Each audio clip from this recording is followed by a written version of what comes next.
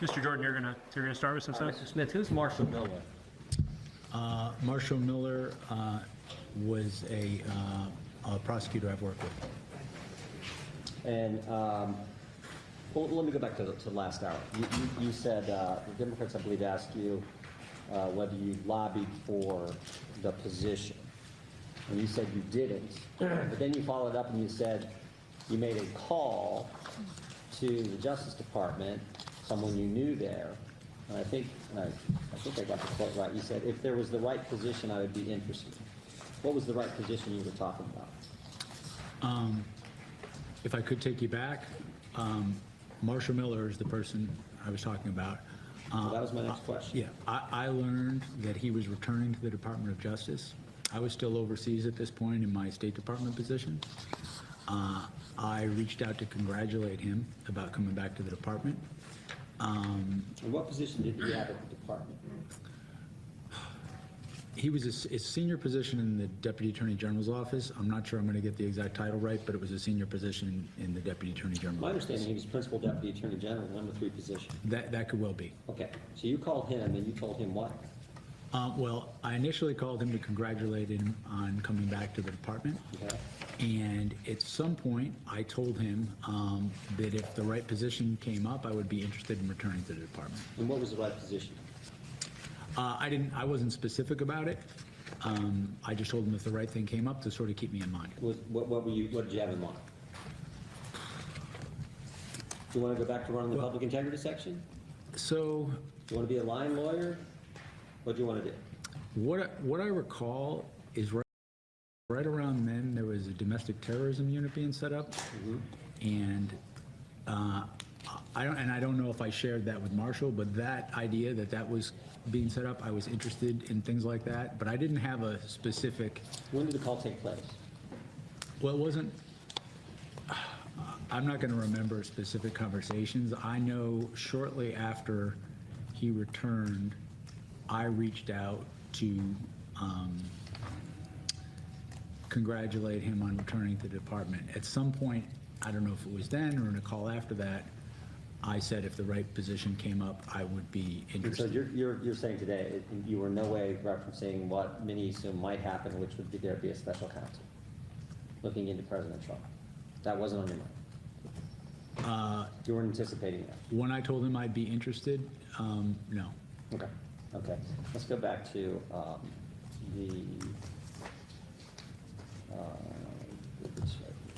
where we left off in our first hour with the toll records.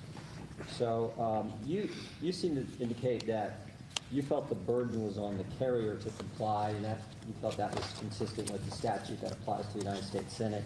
Did you feel like you had a burden at all to tell to let the carriers know that we in fact are looking for toll records for numerous United States senators? I'm sorry, sir. Which statute are you talking about? The statute applies to the Senate, where you reference that you think the burden is placed on the carriers to deal with this issue with senators. It doesn't apply to the House, but the senators. In our first hour, you said the burden's on them to, if they're going to let the Senate know that their toll records are going to the government, the burden is on them. And I'm just asking, do you feel like there was any burden on the prosecutor, on you, to tell, to make that public? To make that public? Not to make it public, to let the carriers know, we are in fact, make it public to the carriers, we are in fact asking for toll records for United States senators. Sir, I don't recall discussing that particular statute. I may have.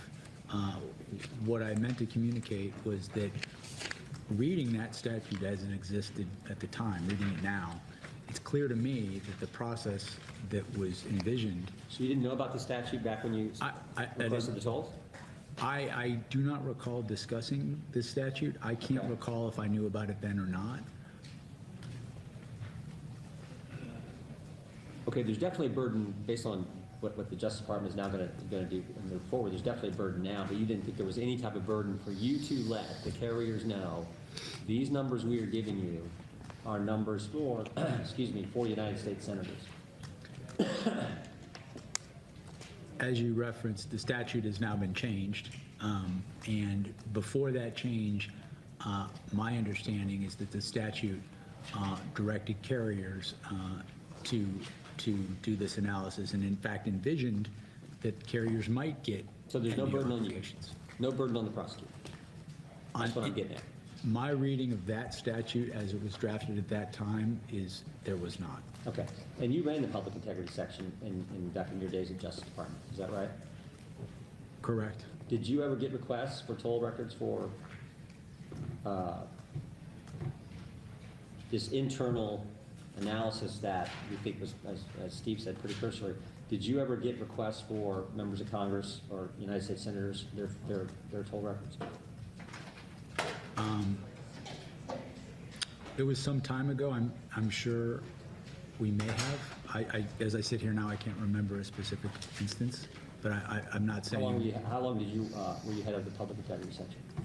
I was the head from May of 2010 until it was either January or February of I believe 2015. Okay, 5 years, and in that time frame, you don't know if you got, you can't recall, you may have, I think is, I'm gonna be fair to you, that you don't recall any request for the toll records of members of Congress or United States senators. Well, I'm saying we may well have, and Okay. that may well have happened. I just, as I sit here right now, don't recall a specific instance of that. I'm not denying that that happened. Okay.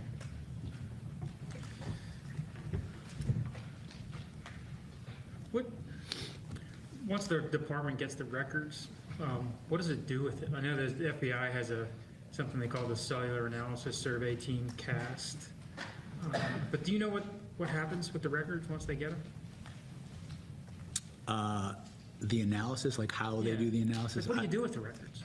That would not be in my area of expertise, how the analysis is actually conducted. And how does that get rolled back into the team? What do you mean? The team's work, the prosecutor's work. So you subpoenaed Speaker McCarthy's toll records after he became Speaker, and you sought records from November 2020 through January 8th, 2021. Like, what were you looking for with his records? Like, what did you do with the information you obtained? Okay, so what the relevance of those records, there'd be several examples, but his contacts with either co-conspirators, the president, or conduits of information to the president was relevant to our investigation. And an example I could give you is on January 6th, we had information from Mark Meadows, who was present for a call where Congressman McCarthy was asking for help. He was asking the president to come to his aid while the Capitol was being seized. Getting the exact toll records for when that happened was relevant for our investigation, both to question other witnesses about, so we had an accurate timeline, and also to corroborate that the call happened at approximately the time witnesses said it happened. But it's pretty significant to subpoena the Speaker of the House's toll records, right? We followed department policy and we followed all legal requirements in getting those records. I mean, well, you know, to get the information you're looking for, nobody disputed the Speaker and the President were having communications on January 6th. So one way you could have gotten that information is you could have asked the Speaker's lawyer to look at his phone records and to give you the information you needed, right? Well, you say now that nobody's disputing, but my experience in criminal investigations is that people often at trial dispute things that you never thought were going to be in dispute during the investigation. And so when I conduct a criminal investigation, I don't assume there will be no disputes. Having a record that is a hard record about a time, and the timeline of that afternoon was particularly important because that violence started. The president refused to stop it. He endangered the life of his vice president. Then he's getting calls, and not calls from Democrats, not calls from people he doesn't know, calls from people he trusts. calls from people he relies on, and still refuses to come to the aid of the people at the Capitol. That's very important evidence for criminal intent in our case. Right, but you could have asked Elliot Burke for that information, the speaker's lawyer. You could have asked Elliot Burke to say, can you get us the speaker's, phone records for this time? And he probably would have said, of course. Avoiding a toll record subpoena. And your question? Why didn't you do that? We got these records in a manner that was consistent with the law and consistent with department policy. There was nothing improper about how we got these records. The same with Representative Perry's phone. I mean, you could have asked Representative Perry's lawyer. I mean, there's no evidence that Representative Perry or Speaker McCarthy was interested in obstructing your work, was there? I don't have any evidence that Speaker McCarthy was, I don't recall any evidence, I should say, that Speaker McCarthy was interested in obstructing our work. Okay. So with Representative Perry, you could have contacted his lawyer and you could have said, this is what we're looking for. Can you help us achieve this without seizing his phone? Well, with Congressman Perry, I should point out that the seizure of his phone happened several months before I was ever special counsel. I wasn't Fair. involved in that process. Yeah, okay. But in hindsight, would you have counseled taking a different avenue to acquiring a member's phone? I'm not going to speculate on investigative steps that occurred before I became special counsel. Okay. When obtaining the toll records of members of Congress or anyone, what is the standard? Must there be some evidence that relates to a criminal prosecution or criminal investigation? So there has to be a reasonable basis to believe that there will be materially relevant evidence. Okay. Now, with the chairman of the Judiciary Committee, the subpoena, with Speaker McCarthy, the subpoena, the timeframe was November 2020 through January 8th, 2021. With the now chairman of the Judiciary Committee, the timeframe went back to January 2020. So it was for a full year where, between January 2020 and December of 2020, nobody, had any telephone calls about these matters. I'm just curious why you went back to January 2020, the office did. Sorry, I just want to clarify. When you say you went back, can we just get the date of when the It was subpoenas May were 1st, issued? 2022, and it was before you were appointed. When I say you, I apologize. I mean the office, the effort. I mean, this was before you became special counsel.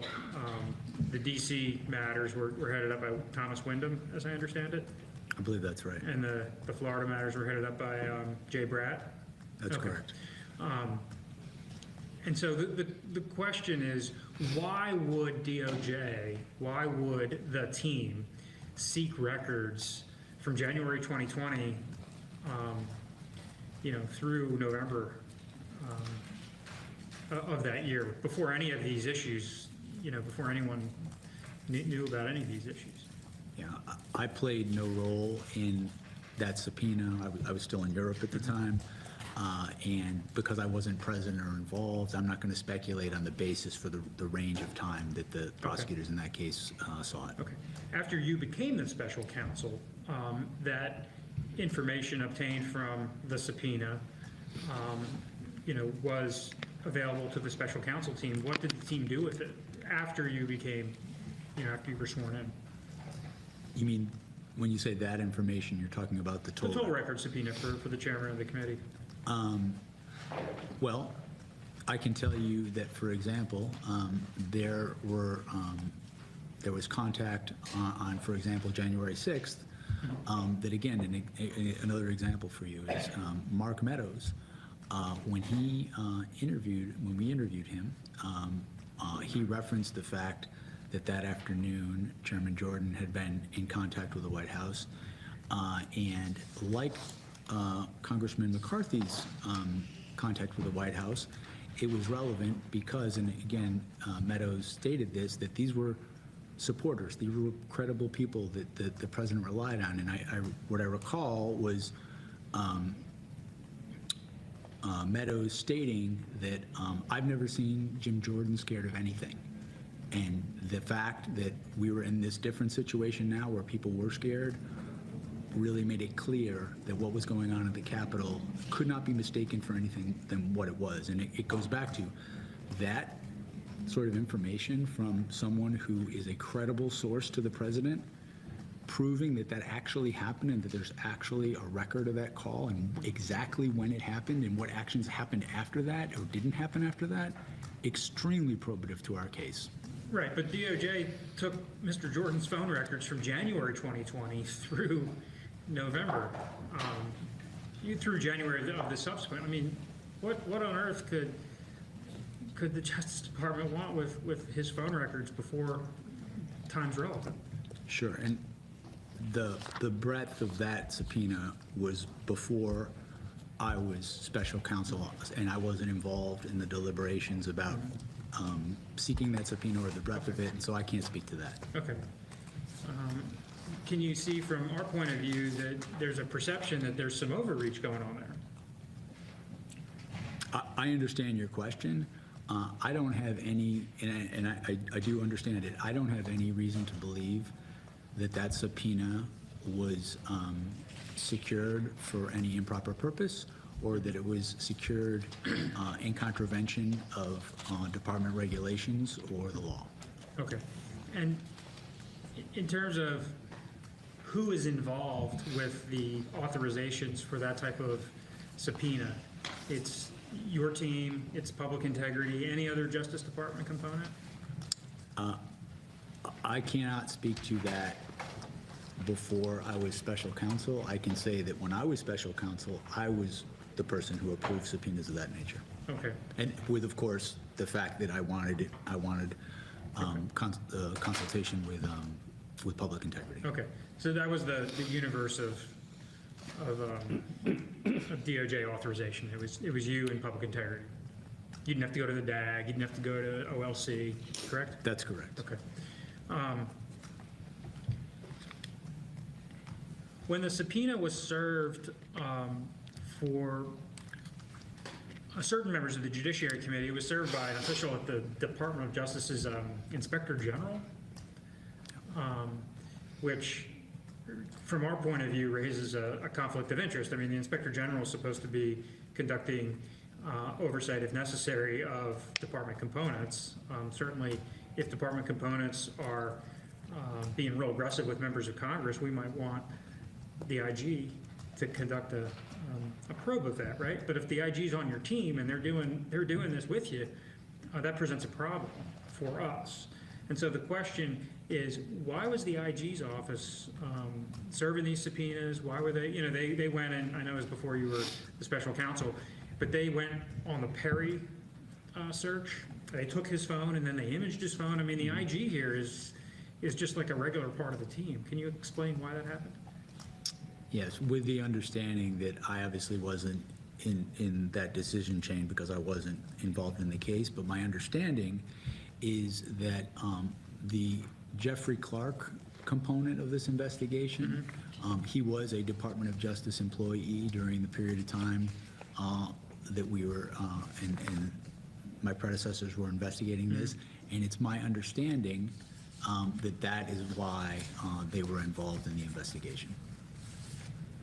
But, understood, but why, when it comes to members of Congress, didn't, like, I don't understand, like, yeah, I understand they had the Jeffrey Clark investigation going on, but when it comes to members of Congress, I mean, the IG has a special, relationship with Congress.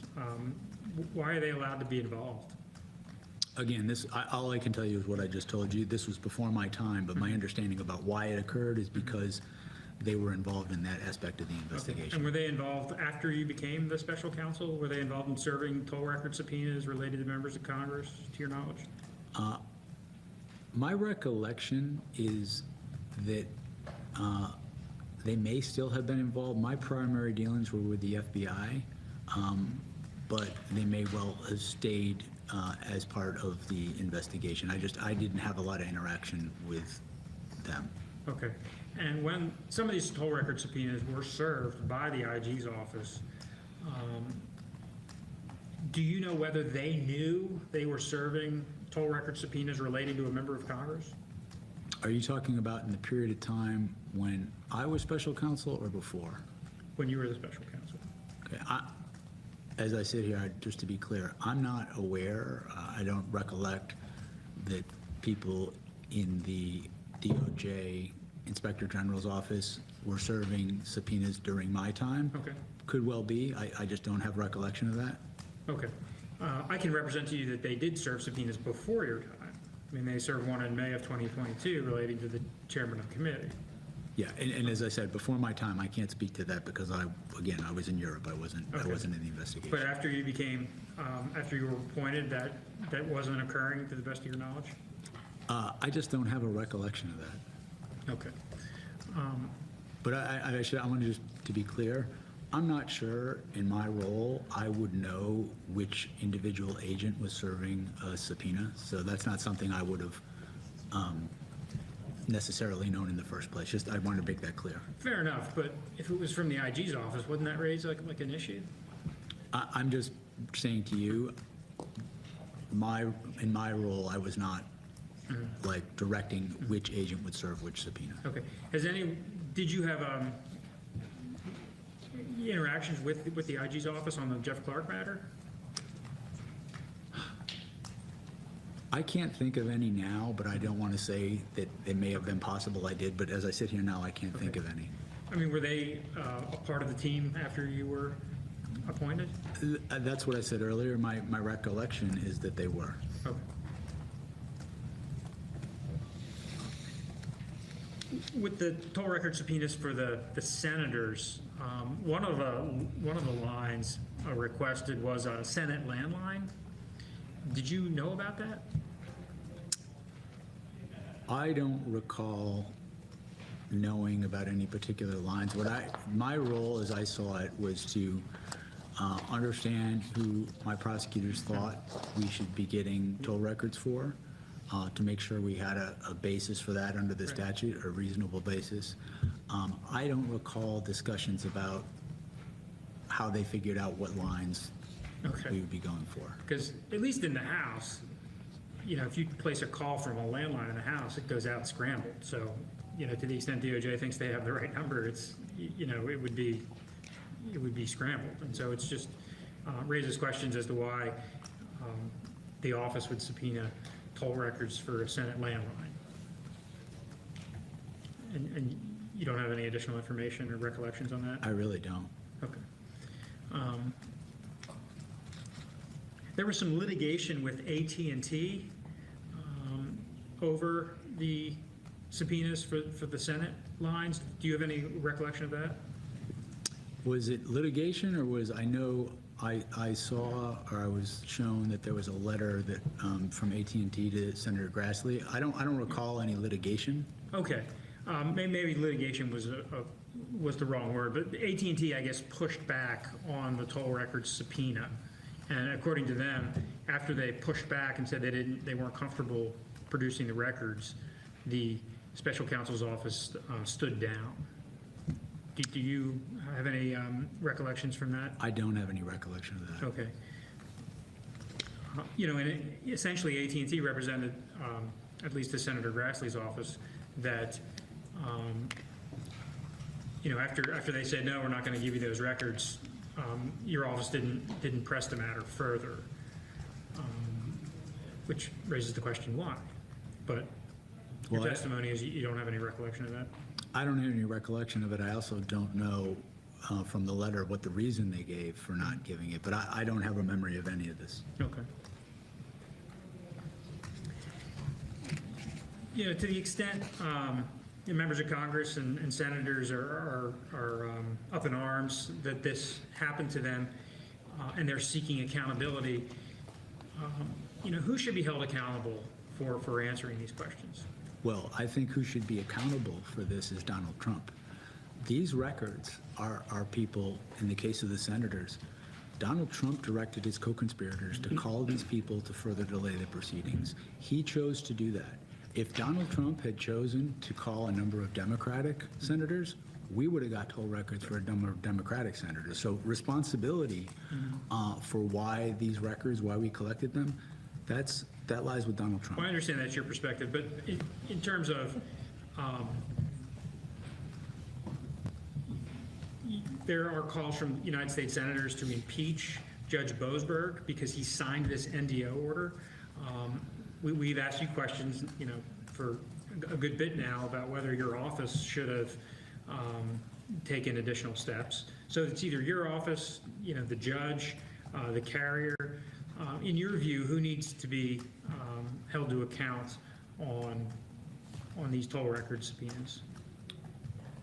Well, I don't, certainly my office did everything consistent with the law and department regulations at the time. As I think we referenced earlier this morning, the department regulations on this, since we issued these toll records, has changed.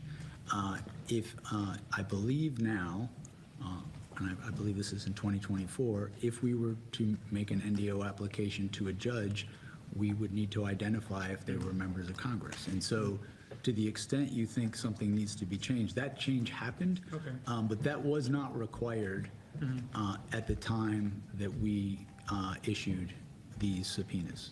Okay. Sort of begs the point there, doesn't it? Don't you think?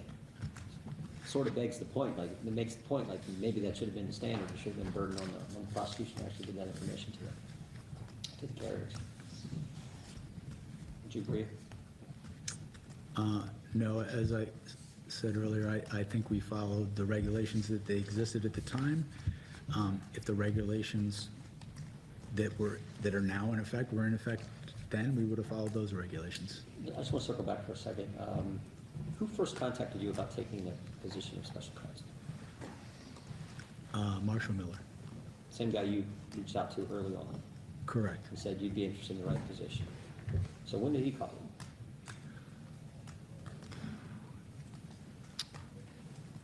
It was some point, I told you earlier, there was this initial conversation where I said. Understand that. Right. Some point after that, he contacted me about ultimately the position that I ended up having.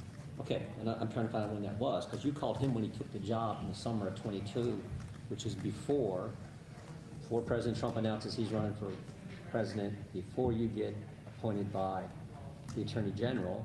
I want to know when you talked to Mr. Miller the second time, or the third time, or how many times did you talk to him? Between the time that I originally reached out to Marshall Miller and the time that I was appointed as special counsel, I spoke to Marshall Miller several times. Several times, okay. And then he's the one who first asked you, would you be interested in being the special counsel, is that right? I don't remember how he phrased it, but my recollection, to the extent I have one, is it was not phrased in terms of being the special counsel. I think it was in terms of being involved in these Okay. investigations. And again, when was that? I'm having trouble recollecting. It definitely was after he first reached out to me. Wait. I thought you called him first. I'm sorry, you're right. Okay. After I first reached out to him, we had multiple conversations between then and when I was Between the appointed. summer of '22, when he takes the position as number 3 guy in Justice Department, and between November 18th, 2022, when you get named, you had multiple discussions, multiple conversations. Yes, I just also to be clear, not all of those conversations were about this position. I'm not saying you were, just Okay. multiple conversations. Did he ask you to, did he talk about special counsel position, the one you took, prior to the Attorney General asking you to take the job? I thought you said yes to that earlier. Yeah, what I'm trying to remember is my recollection, and it is a little vague, is that the idea that working on these cases would be in the format of being a special counsel.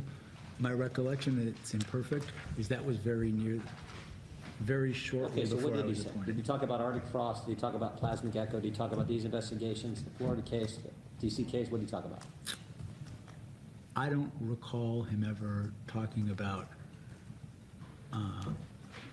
Arctic frost or plasma. I don't remember. Those are some names. Did you talk about the two cases? Yes, at some point it was not clear to me whether, when he first, my recollection again, and it's not perfect, is it wasn't clear to me if it would be working on one case or the other or both. I'm not clear of how that first came up. Okay. And these conversations were before President Trump announced that he was running for president? Yes. Okay. And were they before the midterm elections in '22? When were the midterm elections? November, first Tuesday after the first Monday in November.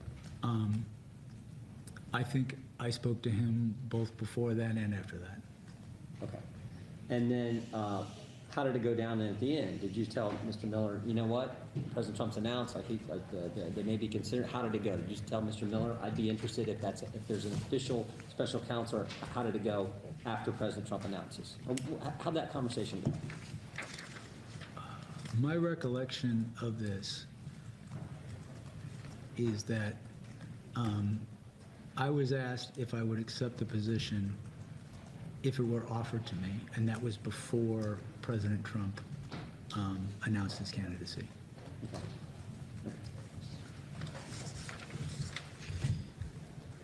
When you were sworn in as special counsel when you were in Amsterdam, is that correct? Yes. Who swore you in? I don't recall. And was it over Zoom or something? Don't recall. Or was someone present? Was, Mr. Cooney, or Mr. Cooney and Bratt and several folks came to visit you in Amsterdam, is that right? Not in Amsterdam. I was in The Hague, in the Okay. Netherlands. They probably flew into Amsterdam. Okay. Yeah. Um, And yes, they came to see me shortly after I was appointed. But you don't remember who administered the oath? Who can administer the oath? Like, who's authorized at DOJ to administer the oath? I don't know. But you did take an oath. You remember that? I do recall that, yeah. But you don't remember whether it was was it in the Netherlands? I was still in the Netherlands is my recollection. Okay. So it had to be either a DOJ official came to see you, or it had to be over Zoom, right? Those were the options? Or over the phone. I really don't have a recollection that I can help you here. Okay. And do you know the total cost of your probe? I do not. Rough, can you give a rough estimate? Or? Well, the special counsel, our office, consistent with past special counsels, gives a public report of expenditures. And the last, I'm not sure if the last one that we covered, the last however many period of time was ever actually published. And so you'd have to add that into the total. Okay. So that's why I say I don't know. At the time, the last published report, I think it was at 20 million. Okay, I don't recall that. Whatever is in the public reporting on this would be accurate. Okay. The genesis of the alternate electors case started with the National Archives IG, is that your understanding? They first raised flags that they were receiving alternate electors to the Justice Department?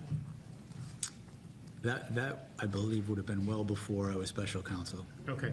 And when you became special counsel, was that part of your, like, where did the alternate electors case stand, when you became the special counsel in November of 2022? So the fake elector scheme was part of what I was investigating, and it ultimately became part of the charges in the case. Okay. But where did it stand as of November 2022? Where did it stand? I think the people assigned to that investigation were investigating it. Exactly how many interviews they conducted, things of that nature, I can't recall as I sit here right now. Before you became the special counsel, there was an effort to get DOJ moving on this, and an individual named Amanda Vaughn, a prosecutor on J.P. Cooney's team, indicated that the, DOJ would not be pursuing the case. Were you aware of that? Was this when I was special counsel? This is before you became special counsel. I don't recall that. And so the question ultimately is it seems like the alternate electors matter, it seems like it was subject to a lot of starts and stops. And wanted to know whether, after you became the special counsel in November of 2022, were there any starts and stops, or was that full speed ahead on that probe? That was a part of the case that we investigated from the time I started until the indictment. It ended up being one of the most powerful parts of the case. We had electors who were going to be witnesses. I referenced earlier a congressman from Pennsylvania who had said this was an attempt to overthrow the government. We had other electors who said, I was told that this would only be used if we won in litigation. And obviously the record in our case showed that the co-conspirators were trying to use their elector votes despite that fact. And again, this goes to the point I made earlier. These are people who wanted to be electors for Donald Trump. They are not people who are opposed to him. They were not people who are from a different political party or enemies. And so the fact that we had elector witnesses like that who felt either they'd been misled or they felt that this whole effort was an attempt to overthrow the government, I thought that was pretty powerful evidence. And so we moved that part of the investigation forward with the rest of the case. Did your office coordinate with state officials? You mean interview state officials? No, coordinate, several other, state probes cropped up, in Arizona, in Fulton County, Georgia. And I'm wondering how you coordinated those efforts. I know that we got inquiries from state authorities. I'm aware of that. My recollection is that we did not share any evidence with them. And I don't think, my recollection is we did not get any evidence from them. We got it from, that is my recollection, that it was all or largely from public sources. Okay. Was there somebody on your team who had responsibility for liaisoning with the Attorney General for the state of Arizona, Chris Mays?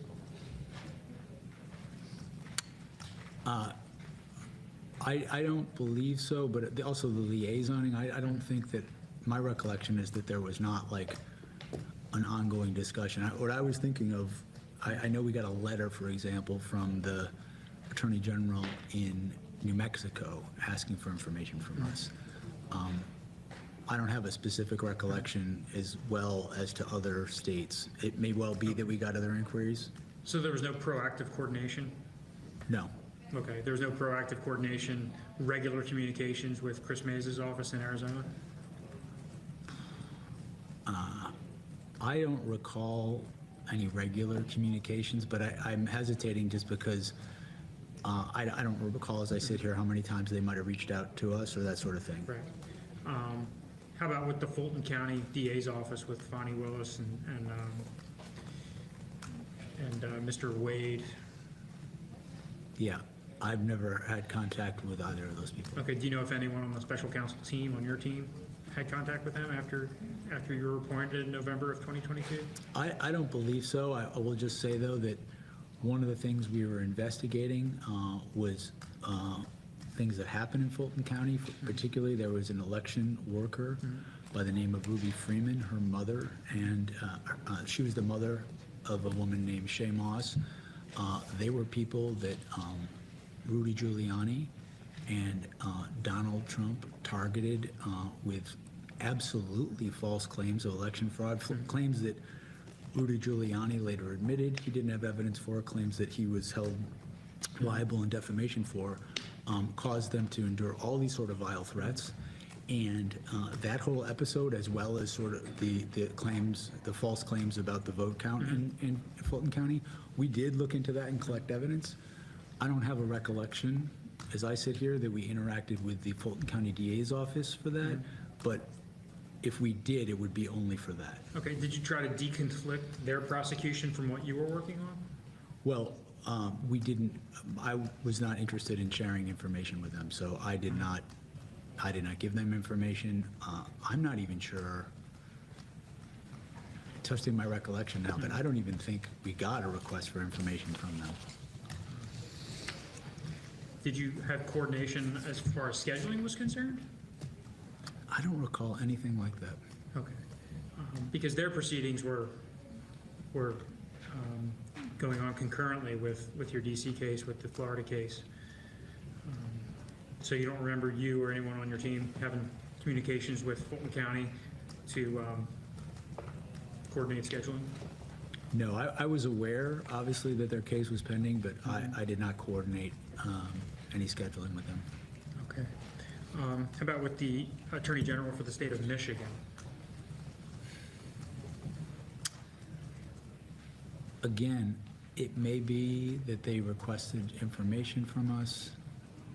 As I sit here right now, I should say I don't have a really good recollection of this subject matter you're talking Okay. about, but I don't recall us giving them information, and I don't recall getting information from them.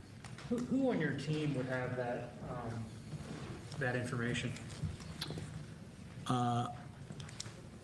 Well, Thomas Wyndham and Molly Gaston led that case, and Okay. along with J.P. Cooney, that would probably be Okay. people who might recall these things Okay. with more specificity than I am. Okay.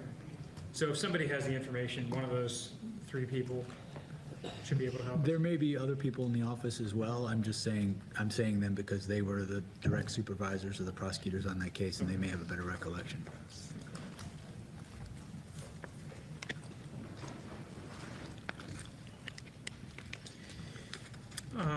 Same question with the District Attorney of New York's office. Did your office have any communications with that office, coordination?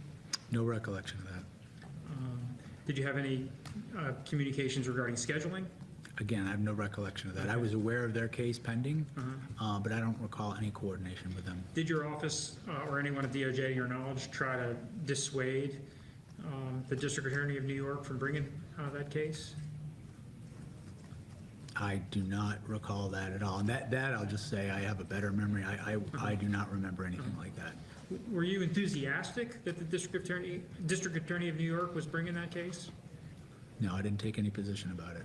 Okay, because, it was going on at the same time that you were trying to move forward your two cases, correct? Correct.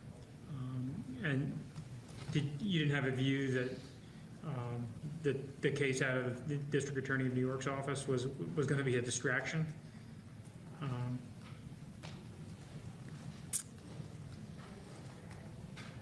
Litigating whether there's payments to some performer and how that relates to, the Trump Organization's accounting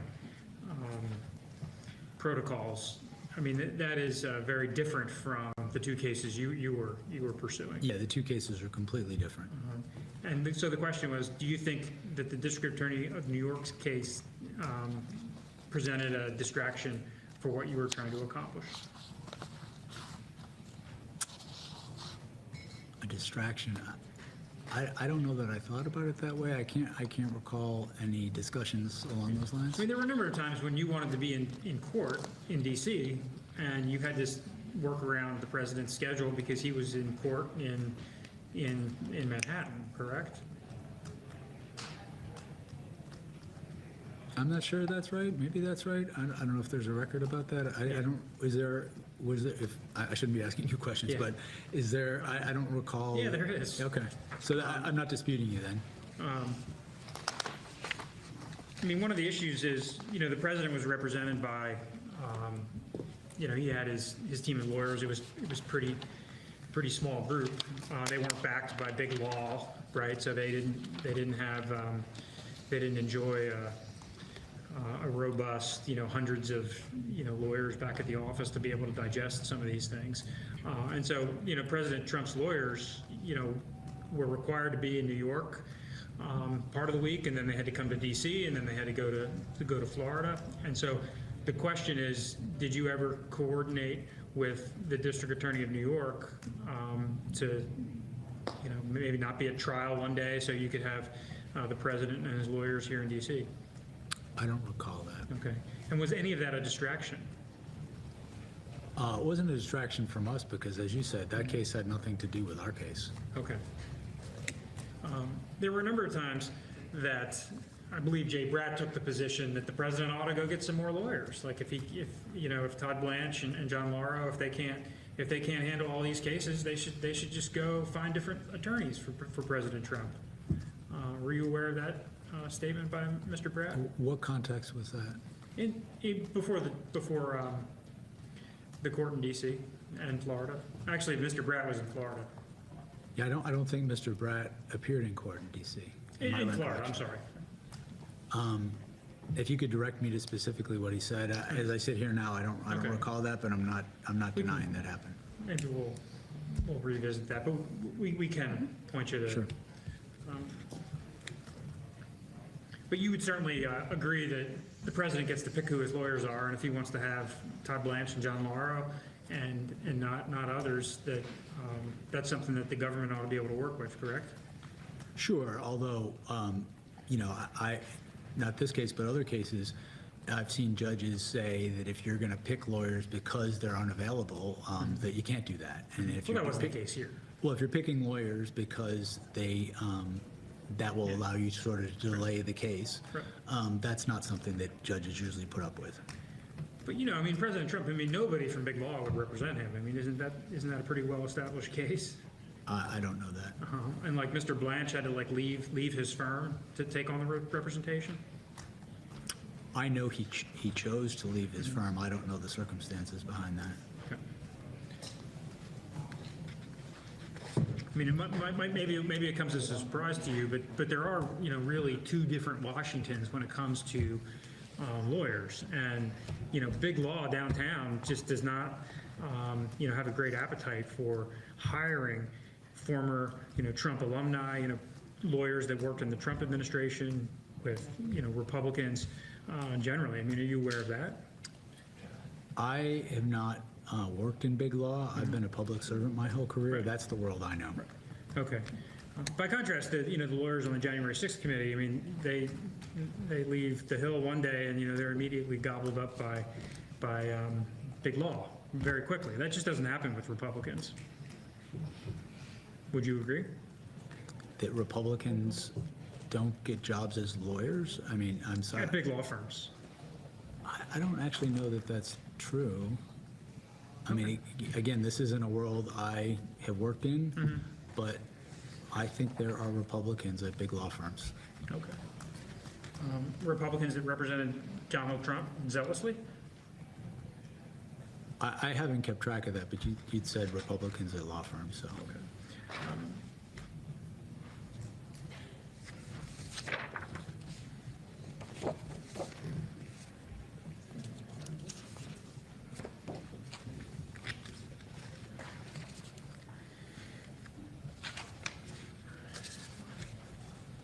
When your office filed its proposed DC schedule in August of 2023, were you aware that your office also had a concurrent schedule, operating in the Southern District of Florida? You essentially had two cases going at once. Correct. And so how did you deconflict those scheduling appearances? Well, there were two separate groups of lawyers working on those cases, one in the classified documents case, one in the investigations case. Was that the case for President Trump? I'm sorry? Was that the case for President Trump as well? I'm trying to recall. I know John Lauro, who I think was the lead counsel in the Washington, D.C. case. I don't believe he had any involvement in the Florida case. And I know Christopher Keiss, I think was his name, was in the Florida case and didn't have any involvement here. I don't know. Okay. Also, I should say, I don't know how many lawyers supporting the lawyers in court President Trump had that were supporting one case or the other case. In February of 2024, your office proposed an April hearing in the Southern District of Florida. At the time, you were aware that President Trump was scheduled for a full-day jury trial proceedings in New York on April 1st, 2nd, and 4th. So your proposal required the president to attend trial in New York on April 1st and 2nd, travel to Florida for a hearing on April 3rd, and return to New York for trial on April 4th. Do you recall that type of extraordinary logistics the president was put through? Can you say that back to me? I just didn't, you said some dates in the beginning, if I could just hear it again. On February 29th, 2024, your office proposed an April 3rd hearing in the Florida case. Okay.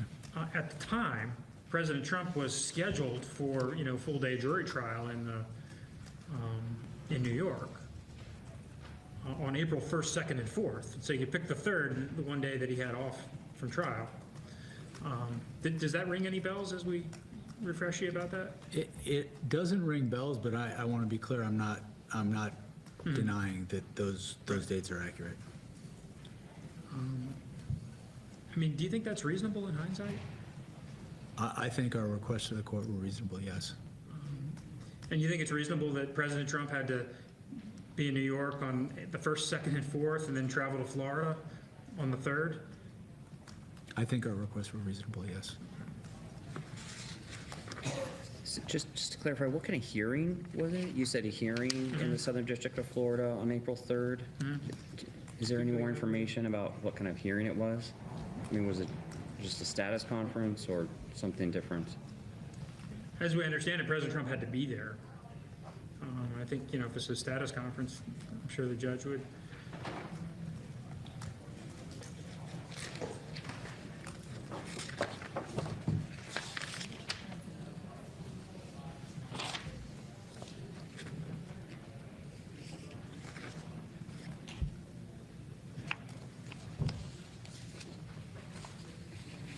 We only have about That's right, you can move on. left, so we'll- I didn't mean to delay things. No, you can keep going. Steve, I think. Okay. Mr. Smith, can I just ask a few questions? When you were hired in November of '22, how did the department educate you about the predications for the investigation? What evidence had been collected? I got educated on the cases by debriefing with the people who were leading the investigations. And in terms of when that full autonomy was handed over, how quickly did that happen? Sure. So I was appointed on November 18th, that Friday. And time difference, right, because I'm in The Hague. Yep. I requested that evening that someone get on a plane to come over and debrief me immediately. Remember who that was? It was J.P. Cooney was the first person who came over. He came alone? I believe he did, in my recollection right now, and I think he got there, maybe it was till, I can't remember if it was Saturday or Sunday, but he got there Sunday and began giving me a summary of the work. And was that just digital case files? Was it hard copies? Do you know? It was oral. All oral? He came over to debrief me orally, yes. When was the first time you started to look at some of the materials? Only reason I'm asking, Yeah. DOJ alum, when I got an investigative memo, I Yeah. would start going through and looking through the materials myself. I did that. Yep. Having difficulty remembering exactly when that happened, but I certainly did that. It was early on. In terms of the way you approach this, did you go through and kind of review the predication for all of the investigative steps that have been taken to that point? Review the predication for So whether it was, pen registers, search warrants, did you review all of that, or were you just looking at kind of the summaries of the information, the evidence that had been collected? I think I was looking at kind of the overall where the investigation was at this point in time. Okay. In terms of the staff decisions that you made, how soon did you start staffing up your office? Well, the office was primarily staffed with people who had already been on the investigations. The majority, I think, were people who had already been on the investigations, and so there was a period of time shortly after I appointed where we had to determine, they had to determine if they were going to stay on the investigation. Did you ultimately make that decision? Yes. Okay. So did you go and meet with every one of those individuals? I was still in The Hague at that point in time, and so J.P. Cooney had those meetings.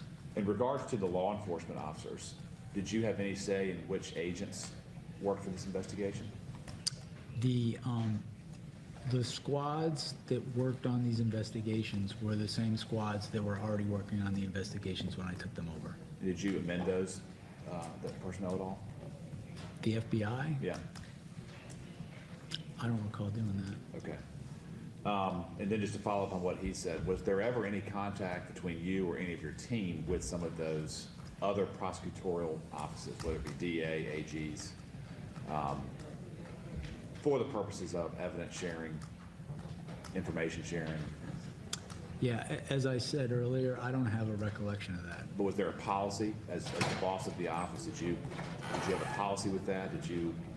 If someone had done that, would they have had to report it up the chain to you? Yeah, if someone had said, I want to call Fonnie Willis and have a conversation and get evidence from them, I would expect no one would do that unless I said it was all right. And in your recollection, that never happened? I don't have a recollection of that. As I said, I just want to be as clear as I can.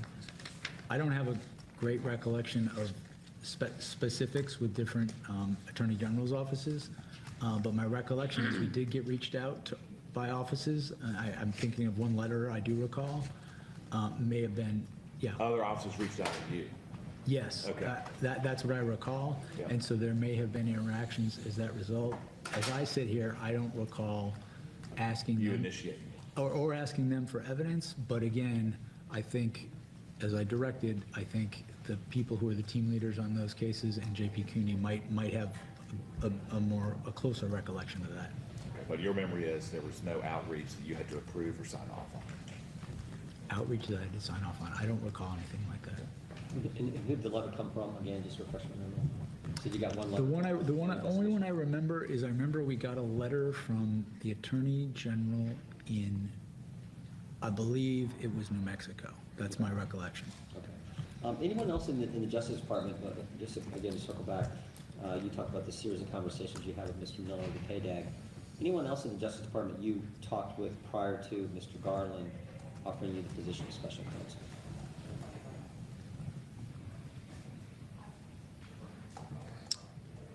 You talked to the DAG, you talked to Lisa Monaco.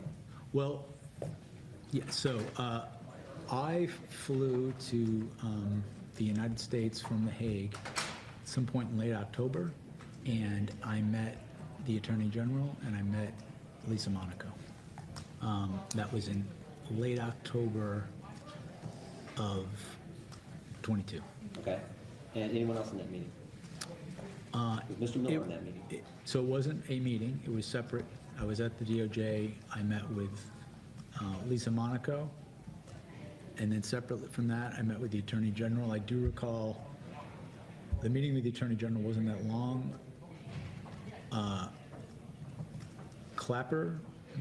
Matt Clapper was present for that meeting, and I believe Marshall Miller was present for that meeting. With regards to Lisa Monaco, I cannot recall if Mr. Miller was there or not. He may have or he may not have been. And the subject matter of both meetings, one with Ms. Monaco and the other one with Mr. Clapper and Mr. Garland was what? They asked me about my work in The Hague. Right. That was what both conversations were about. And I just also add, that same trip, I also went and spoke to the Human Rights section at DOJ about the work I was doing in The Hague for the State Department. And that was all? That's all you talked about was your work at The Hague? My work in The Hague and sort of like my experience as a prosecutor, my sort of how I viewed the job. We didn't talk about these investigations, to my recollection. In hindsight, was it an interview? In hindsight, yes. Okay. But okay, go ahead. in hindsight, yes, but it wasn't in the sense of I wasn't asked about. I don't recall being asked about these investigations. Fair enough. In your conversation with Mr. Miller, had he already communicated to the Attorney General and Lisa Monaco that you were interested in the special counsel position, if in fact that was going to be done? I wouldn't know. Sorry, I just want to clarify that the timing on that. This was end of October 2022, and Chairman Jordan, your question assumed that there was discussion about the special counsel position. Did Marshall Miller convey that to Lisa Monaco or Merrick Garland, that Mr. Smith was interested in that position? I just want to clarify, because I thought I heard you say earlier that the discussion was not necessarily in context of a special counsel appointment, or is that not right? Well, they asked me about my work in The Hague and my work as a prosecutor. I don't know what conversations Mr. Miller had with them Fair enough. when I wasn't there. But you said earlier you had conversations with Mr. Miller about the two investigations, not special counsel specifically, but about the DC investigation, Florida investigation. And then you've also said that in the meeting with the Attorney General and Mr. Clapper, and the other meeting with Lisa Monaco, you didn't have discussions about those two investigations. Is that accurate? That's right, with the addition that I can't place when the conversations about generally working on the investigations was, but I think my recollection, to the extent I can remember this, is that it was sometime before I took this trip and to Washington, D.C. So those conversations with Mr. Miller about the investigations took place prior to you sitting down with the Attorney General and the Deputy Attorney General. I believe that's right, but I want to emphasize that my recollection here is not as sharp as it has been on other subjects that we've talked about today. Fair enough. Hours up, so we'll just stop. The April 3rd hearing was a pretrial motion. Okay, thank you. Doesn't matter. You can leave it on. We'll now go off the record.